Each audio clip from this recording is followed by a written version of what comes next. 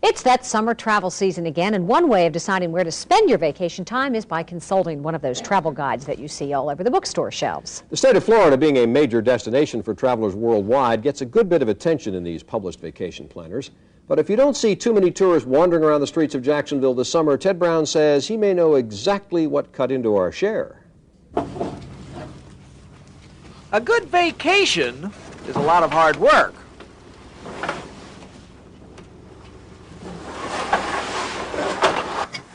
You save, you carefully plan, you pack conscientiously and light, then you go to Greece, but your bags are still somewhere over Morocco. They may not solve every problem, but that's why guidebooks are so popular.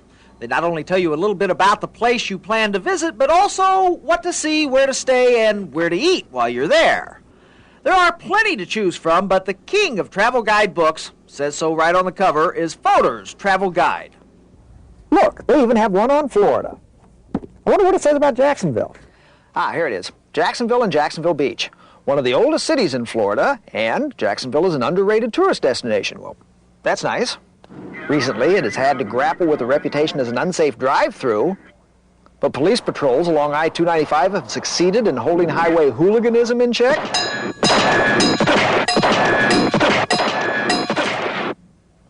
It continues its battle against the stench of the sulfur pulp mill that kept many travelers speeding straight through. Luke, I am your father. Who wrote this? Well, freelance writer Pam Atchison didn't write the 1994 version we just read to you. With any luck, that travel writer has been reassigned to find the best places to eat in Sarajevo. But Miss Atchison did write for Fodor's the 1995 Guide to Jacksonville and left out the shooting and smell part. Yeah, well, I took both those things out. The I-95 shootings were a specific one-time incident. It's not like Jacksonville's full of crime. To me, it seems like one of the safest places in Florida. So it's completely different than South Miami or West Palm Beach or any of those areas. So we didn't see any point in having it. The smell, I don't think it smells, so. I think it's a really pretty city. It's an unusually pretty city because it has a river going through it. It's also unusual to have a city that is that close to really great beaches. So you can have beaches, but and with the little funky beach towns. You've also got the culture, museums, Riverwalk, Jacksonville Landing. So those are great. I do. I like it very much. And what else Pam Atchison likes about Jacksonville is its restaurants.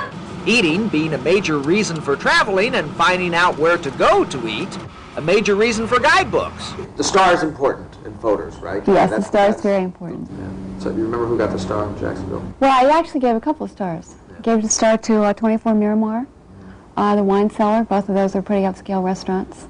Also Ciao Gianni in Jacksonville Landing, which is a really nice, pleasant, fairly inexpensive Italian restaurant. And to Ragtime. That was it. What? No Woodies? No Bonos? How about the home of the big one? Yeah! Well, everyone has their opinion. That's why there are so many guidebooks. We thought we'd add one to the list. A Kitty's Guide to Baggage Compartments. Ted Brown, Channel 4 Eyewitness News.